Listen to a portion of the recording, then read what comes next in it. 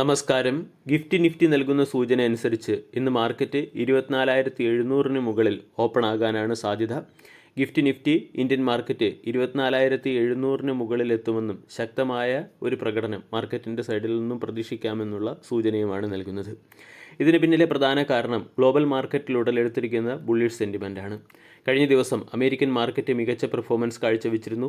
US Iran ചർച്ചകളിലുണ്ടായ പുരോഗതിയും അമേരിക്കയുടെ corporate result സെഷനിലെ American കമ്പനികളുടെ പെർഫോമൻസും മൂലം ഡോ ജോൺസ് 1.71%, നാസ്ഡാക്ക് 3.3%, S&P 1.8% ഉയർന്നു.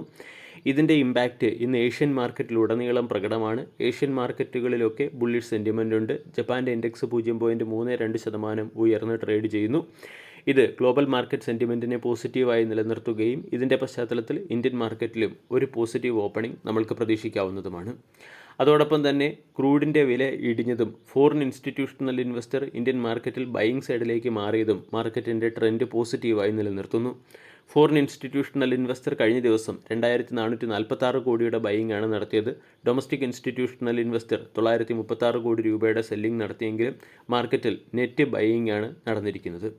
കൂടാതെ ക്രൂഡിൻ്റെ വില $76 പെർ ബാരൽ എന്ന ലെവലിലേക്ക് താഴുന്നത് ക്രൂഡ് ഇമ്പോർട്ട് ചെയ്യുന്ന രാജ്യങ്ങളെ സംബന്ധിച്ചിട്ടുള്ള പോസിറ്റീവ് അപ്ഡേറ്റ് ആണ്.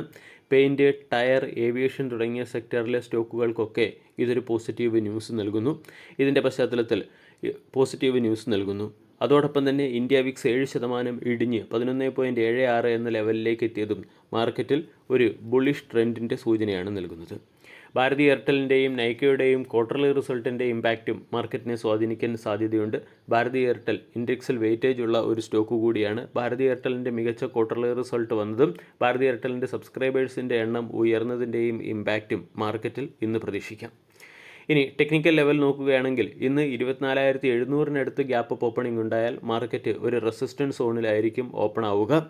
ഇവിടെ 24,400, 24,500 തുടങ്ങിയ ലെവലുകളായിരിക്കും പ്രധാന സപ്പോർട്ടായി പ്രവർത്തിക്കുക.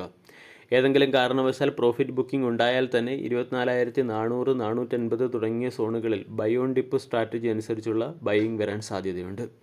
മാർക്കറ്റിനെ സംബന്ധിച്ചിടത്തോളം 24,700 പ്രധാന റെസിസ്റ്റൻസായി പ്രവർത്തിക്കും. 24,750 ഒരു റെസിസ്റ്റൻസ് സോണാണ്. ഇനി ഇന്നത്തെ ട്രേഡിംഗ് സെഷനിൽ സ്റ്റോക്ക് സ്പെസിഫിക് ആക്ഷൻ വരാൻ സാധ്യതയുള്ള ചില പ്രധാനപ്പെട്ട സ്റ്റോക്കുകളെ പരിചയപ്പെടാം. ഒന്നാമത്തേത് കാസ്ട്രോൾ ഇന്ത്യ. കാസ്ട്രോൾ ഇന്ത്യയുടെ നെറ്റ് പ്രോഫിറ്റ് 43% വർദ്ധിച്ച് 242 കോടിയിൽ നിന്നും 348 കോടിയിലേക്കെത്തി. റവന്യൂ 21% ഉയർന്ന് 1,545 കോടിയിൽ നിന്നും 1,871 കോടിയിലേക്ക് എത്തുകയും എബിറ്റ 50% വർദ്ധിച്ച് 329 കോടിയിൽ നിന്ന് 494 കോടിയിലേക്ക് എത്തുകയും ചെയ്തു. എബിറ്റ മാർജിൻ 21%-ൽ നിന്നും 26%-ലേക്ക് ഉയർന്നു. മാരിക്കോയുടെ നെറ്റ് പ്രോഫിറ്റ് 25% വർദ്ധിച്ചു. റവന്യൂ 22% വർദ്ധിച്ചു. എബിറ്റ 25% വർദ്ധിക്കുകയും എബിറ്റ മാർജിൻ ഏറെക്കുറെ ഫ്ലാറ്റായി തുടരുകയും ചെയ്യുന്നു. നൈക്കയുടെ ക്വാർട്ടർലി റിസൾട്ടും മികച്ചതാണ്. നൈക്കയുടെ നെറ്റ് പ്രോഫിറ്റ് 23 കോടിയിൽ നിന്നും 80 കോടിയിലേക്ക് എത്തുകയും റവന്യൂ 2,155 കോടിയിൽ നിന്നും 2,782 കോടിയിലേക്ക് എത്തുകയും ചെയ്തു. കമ്പനിയുടെ എബിറ്റ 67% ഉയർന്നു.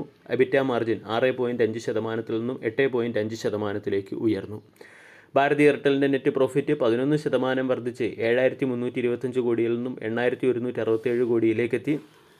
റവന്യൂ 5.7% വർദ്ധിച്ച് 55,383 കോടിയിൽ നിന്നും 58,539 കോടിയിലേക്കെത്തി. എബിറ്റ 5.8% വർദ്ധിച്ച് 31,492 കോടിയിൽ നിന്നും 33,303 കോടിയിലേക്കെത്തി. കല്യാൺ ജുവലേഴ്സിൻ്റെ നെറ്റ് പ്രോഫിറ്റ് 32% വർദ്ധിച്ച് 264 കോടിയിൽ നിന്നും 349 കോടിയിലേക്ക് എത്തിയപ്പോൾ റവന്യൂ 45% വർദ്ധിച്ച് 7,628 കോടിയിൽ നിന്നും 10,589 കോടിയിലേക്ക് എത്തുകയും എബിറ്റ 20% വർദ്ധിച്ച് 523 കോടിയിൽ നിന്നും 632 കോടിയിലേക്ക് മെച്ചപ്പെടുകയും ചെയ്തു.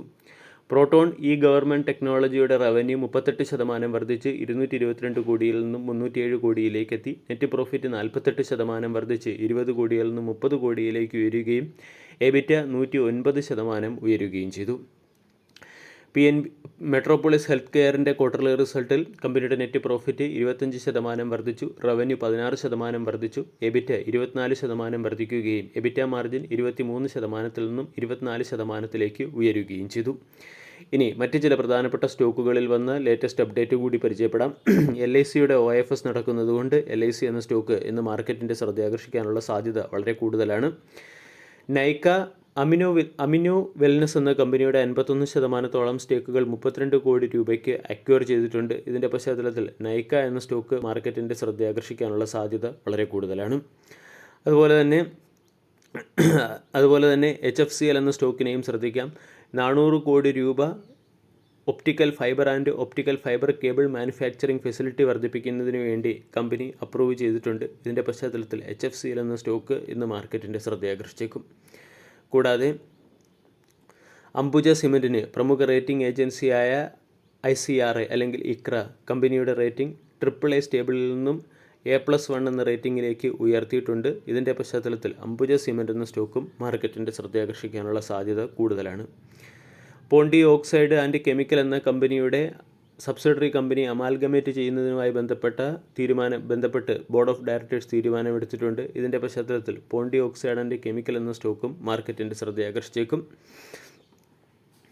അവന്യൂ സൂപ്പർ മാർട്ട് ഉത്തർപ്രദേശിൽ പുതിയൊരു സ്റ്റോർ ഓപ്പൺ ചെയ്ത് ടോട്ടൽ സ്റ്റോറുകളുടെ എണ്ണം 506 ഉയർത്തിയിട്ടുണ്ട്. അതുകൊണ്ട് അവന്യൂ സൂപ്പർ മാർട്ട് എന്ന സ്റ്റോക്കിനെയും ഫോക്കസ് ചെയ്യാം.